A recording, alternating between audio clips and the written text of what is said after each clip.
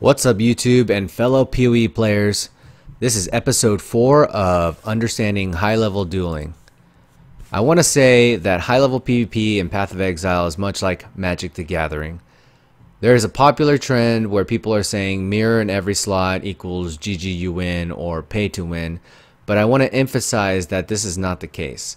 It's all about understanding what tools are at your disposal and using the right skills, setup, and supports to deal with whatever your enemy throws at you.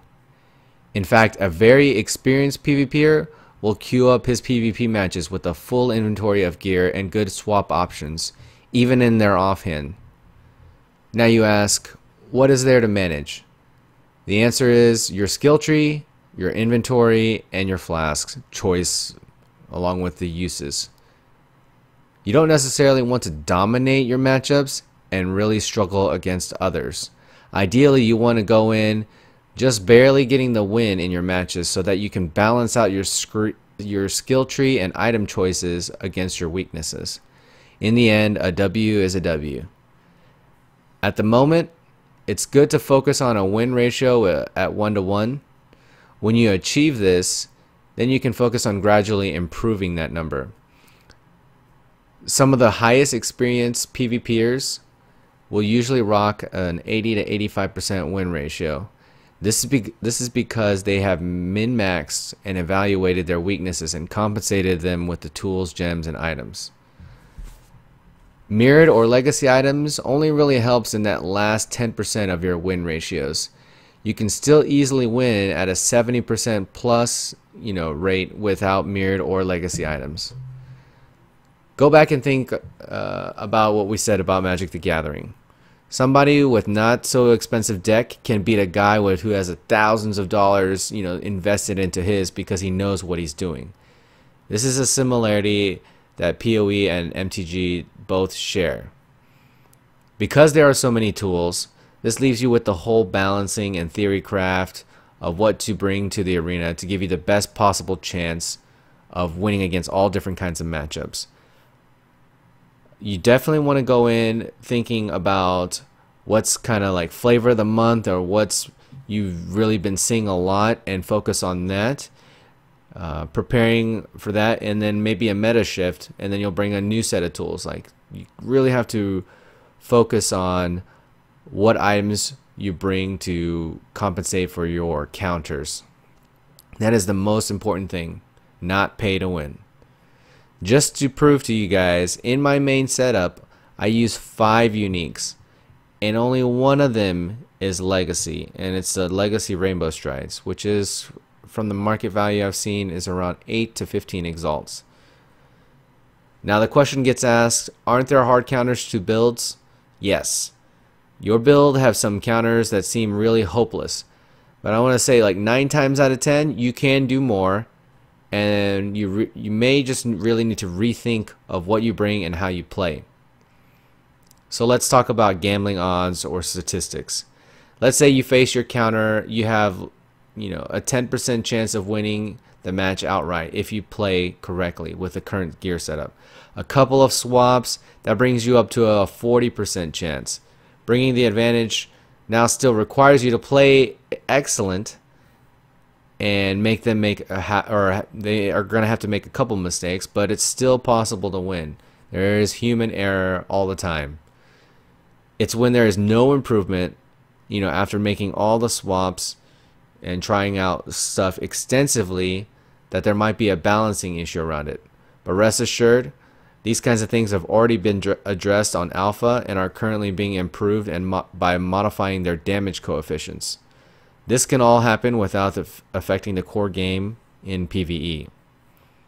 So I wanted to cover tonight some similar concepts, some of the most key factors or most important key factors and concepts to make a good high-level dueling build. First off, you really need to pick a skill that is very difficult to dodge. Projectile spells and often projectile attacks are worse skills to choose because, well, when you don't incorporate any projectile speed in the equation, either from gear or the tree. Something like Spectral Throw or Fireball is very, very easy to dodge. Once you have set on what skill you want to use, you want to bring a plethora of support gems around it. Some popular ones include crit damage, added chaos, block pen, added fire, empower, penetrations, echo, added cold, multi-strike.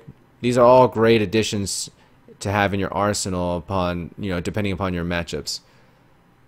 Also, you need to be able to spam your skill with all the links attached. For the most part, if you can't support strongly linked skills on mana, you'll have to use a blood magic gem. Spamming your skills with no expectation on leeching anything back is a must. This is why often regeneration in PvP is king, and it also allows you to reset a lot of fights if you can get away.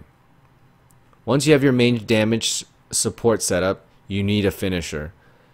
There are many ways about going with finishers. Sometimes it just requires a curse to let an ignite burn harder. Sometimes it's just temp chains to make a bleed or ignite last longer.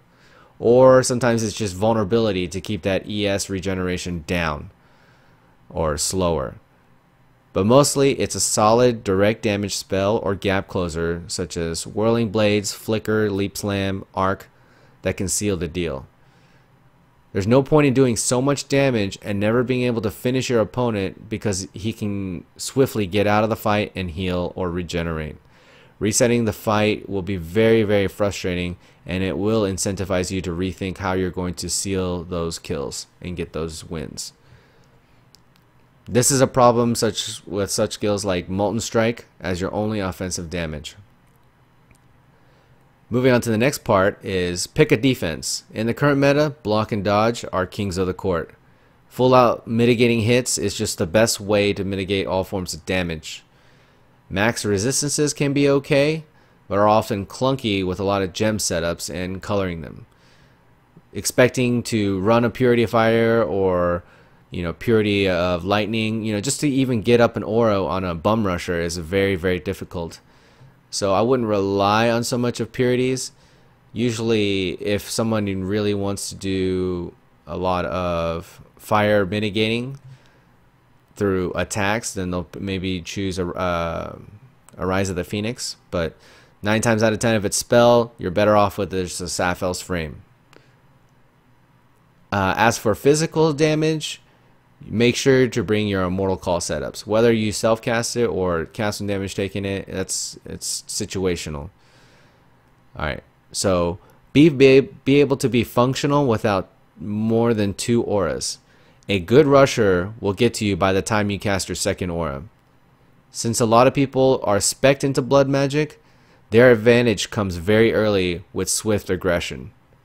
They basically try to catch you with your pants down. Do not rely on getting on 2 auras up every time. It's map dependent. You can get 1 up for sure, and then as soon as your opponent is in range, he's likely to temp chains you mid-second aura cast, and then flicker, leap, whirl, or warp on top of you to, harass you. Success comes with being flexible. Do not put all your eggs on one set of gear for it to work for everything.